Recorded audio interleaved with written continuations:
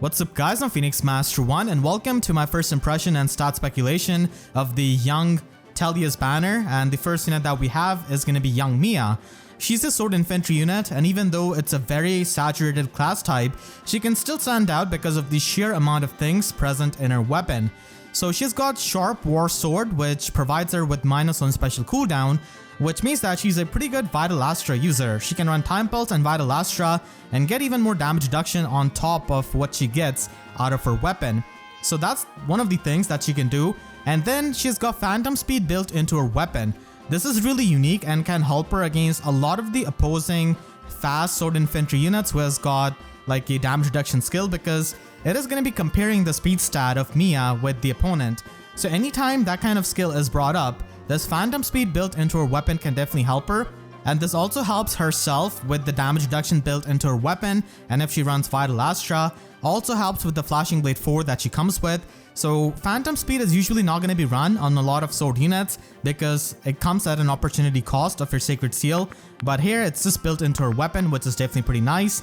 And then if she's within 2 spaces of an ally at start of a turn, then she can get Null Follow Up and Dodge for that 1 turn. So Dodge is the damage reduction that she could get, which can scale up to 40%, and then she also gets Null Follow Up. Now it's worth noting that these 2 effects that she gets is actually a status. It is not built into her weapon, instead she actually activates it at start of a turn. And that wording at start of a turn is pretty much going to be indicating that, which also means that it is going to be susceptible to stuff like False Start. Only Elamine has got False Start, but if False Start is given to a lot more units in future, then it could be something which could stop Mia's Null Follow Up and Dodge, because it's a status effect which she can get at start of a turn. So something worth keeping in mind, and then she can get +5 to all of her stats quite easily. So this weapon is really stacked with -1 special cooldown, Phantom Speed, Null Follow Up, Dodge, +5 to all of these stats, which opens up her slot B skill, and that's why she's got a new skill in Speed Defense Tempo. This is pretty much going to be reminiscent of the Creator's Sword because it provides you with the Null Guard effect and also the Null Special Acceleration on the opponent. And this also gives you debuff on opponent speed and defense. So this could be a really good skill for a lot of units who already have damage reduction and Null Follow Up in their weapon. They can pretty much try and emulate Creator's Sword of Byleths and get all of those effects at the same time. And this definitely makes her as a more consistent Gale Force unit. She already has Flashing Blade 4, so that is definitely helpful in that regard. And this also means that you're not going to be getting blown up by a special fighter armor who can retaliate back with a special, or if the opponent is running some kind of Breath Sacred Seal. So this could be considered like an anti-special fighter skill essentially, because it disables both of its effects. The skill restrictions of the tempo skill is definitely going to be interesting if it's going to be limited to the infantry units like Null Follow Up or Time Pulse or stuff like that, because if other units can run this, then it can definitely open up some other options for them. For example, if Brave Alm runs this, then he can basically run Time Pulse and Moonbow, and because of the Null Guard from the Tempo skill, he can always trigger Moonbow on a second hit, and that can be really helpful for a lot of the offensive units who are pretty much walled by the Guard effect for their specials. So this Tempo skill can definitely be helpful on those kinds of units. I guess I'll go over a lot more units that can run this skill once we know these skill restrictions, so I look forward to my banner review. I'll definitely be going in depth. And then she also has Flashing Blade 4, and Odd Tempest, and Dragon Fang. Like I said, Vital Astra is definitely going to be one of the ways that you can heavily invest into her, and she can just stack that damage reduction. So she's going to be taking out the Sword Fighter, and yeah, it's not really too much of a surprise that she's going to be fast. I definitely expect her to have about like 43 base speed, and from what I calculated, she's going to be having 41 attack, I think. Her bulk is not going to be too high when it comes to the raw bulk, which means that when she faces Legendary Nana, Deadeye, Lethality, stuff like that, she's more prone to getting, killed, basically. So that is Young Mia, definitely pretty strong. And then we have our Young Soren as a colorless infantry mage. So it's going to be interesting to see what his voice lines are, because Soren actually does not know how to speak until he meets like Ike. But because of his horrible childhood, he just does not know how to talk, basically, or communicate. So that's why you don't really see too much of the voice lines in the trailer. He's got a Droid War Tome as his preferred weapon. This gives him -1 special cooldown, and he already comes with Time Pulse, so we already know that has got amazing synergy. And at start of combat, he can get +6 attack and resistance during the combat if he's above 25% HP, and depending on the extra resistance he has got compared to his opponent, he can get various effects. So if he has got 1 or more resistance than the opponent, then he gets an auto follow-up. If he has got 5 or more resistance than the opponent, then he can basically get the fire sweep effect against the physical enemies, which is really helpful. And then if he has got 10 or more resistance than the opponent, then he can cut through the damage reduction, similar to how Duo Lift can cut through the damage reduction. So if he's facing someone with 40% damage reduction, he cuts that down to 20%. So it's not like Deadeye or Lethality where it completely negates it, but it just cuts it down by half, which is still helpful for doing a lot more damage. And then he has got Iceberg, Mirror Impact, and Time Pulse. Mirror Impact is definitely pretty nice because he does require a lot of resistance to trigger his effects.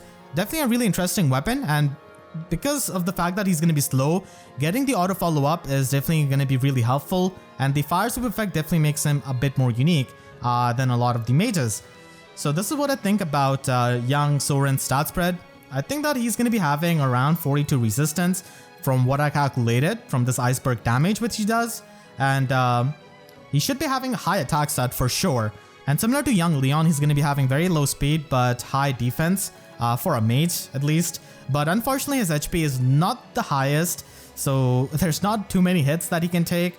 And of course he's going to be susceptible to null follow-up. There are a lot of mage tanks in the game for sure, but Soren is a bit more unique because he's colorless at the very least, so that's something that he can do with his high resistance and this kind of weapon.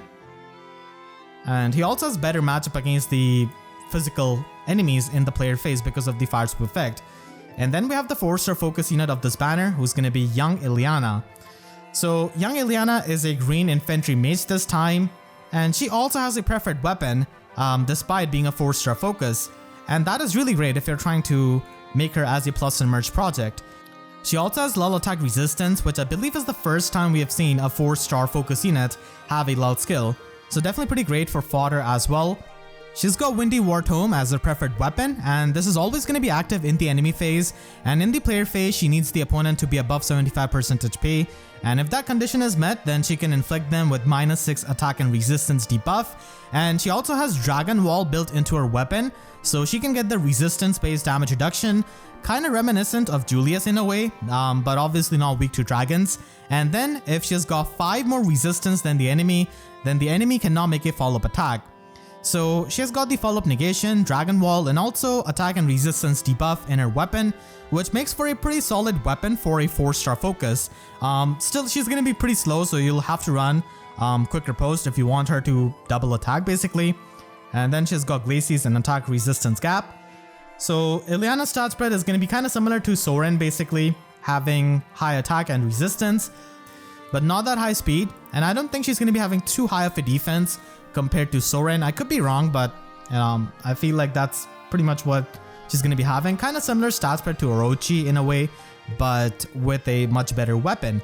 So that is the 4-star focus unit of this banner, another bulky infantry mage. And then the star of this banner is going to be Duo Ike. So Duo Young Ike is there with Mist, and he's also a sword infantry unit, so another sword infantry on this banner. We definitely have gotten quite a lot of them with Ascended Marita, then Young Mia, and now Ike. So he's got Sturdy War Sword, and this gives him +3 attack, and he can get +5 to all of his stats during the combat. And then if he has got a special that can trigger from his own attack, by which they pretty much mean that if he has got a damaging special, then he can get the following effect based on the allies that are within 4 spaces of him. If he's near 1 or more ally, then he can basically get -2 special cooldown before his first attack. And here they say X, which is going to be, half of his maximum special cooldown count. And if you're going to be running Radiant Aether, then it is going to be -2 special cooldown, as we also see that in the trailer. So this is something that he can get in combat, not outside of combat like Special Spiral or something like that. This happens right before his first attack. If he is near 2 or more allies, then he can reduce the damage from foe's first attack by X%, and again X is going to be the maximum special cooldown count multiplied by 10, which means that if you're running Radiant Aether, then you're going to be getting 40% damage reduction. and this doesn't really scale based off his speed or anything like that. It is just going to be 40% damage reduction just based on that maximum special cooldown count. So if you kick off Radiant Aether for Vital Astra, you can basically get 20% damage reduction from his weapon, and then Vital Astra will provide you with 30% damage reduction. But he doesn't really have the -1 special cooldown weapon like Mia, so he cannot really pre-charge his Vital Astra before the combat. And then finally, if he has got 3 or more allies, then he can get the null follow-up effect, which is of course going to be really helpful for any kind of speedy infantry unit. Radiant Aether as a special is pretty helpful here with his weapon that does incentivize to run a high cooldown special so that he can get more damage reduction and also just get the special cooldown reduction right before his attack. He also has Distant Dart as a slotty skill, and this is pretty much the speed variant of Distant Stance. Now, the difference between Distant Dart and Distant Pressure is that Distant Pressure, the skill which Brave Marth has got, actually gives you +5 speed in both phases at the cost of giving you the chip damage. Distant Dart, on the other hand, only gives you +5 speed in the enemy phase and doesn't have any kind of chip damage. So a lot of people are going to be preferring to run Distant Dart over Distant Pressure because the chip damage can often be really annoying to a lot of the tanks, and not every tank has got the self-healing of Brave Marth. So Distant Dart just gives you the +5 speed in the enemy phase without any kind of chip damage, but it also doesn't give you any speed in the player phase. It's a purely enemy phase skill. He also has Null Counter Disrupt, which I guess can help in Aether Raids. He also has Joint Drive Attack as a slotsy skill, making him a really good fodder who can provide you with Distant Dart and Joint Drive Attack at the same time. So very high value fodder for any kind of arena merge project or a highly invested unit that wants to have more speed. So that is going to be Duo Ike, and we do know his stats. Pretty standard stuff, 42 attack and 42 speed. At this point, I feel like we have already seen so much that we can already know what kind of stat spread these kinds of fast units will have. His duo skill can inflict -7 attack and speed debuff and the guard effect on the opponent within 5 rows or 5 columns centered on Duo Ike. And it also functions as a super pulse smoke where it will just increase their special by 2. So if they have a pre-charged glimmer, it returns back to 2 cooldown. So yeah, this effect I guess could be useful in summoner duels if you're trying to run a stacked up Ike with maybe bonus doubler support from Legendary Eliwood. And if you've got the opponents with pre-charged specials, then you can simply use this duo skill to get rid of that. So it's basically like a pulse smoke with the guard effect and the debuff in a duo button. That's pretty much where the duo skills are used mostly, competitively speaking.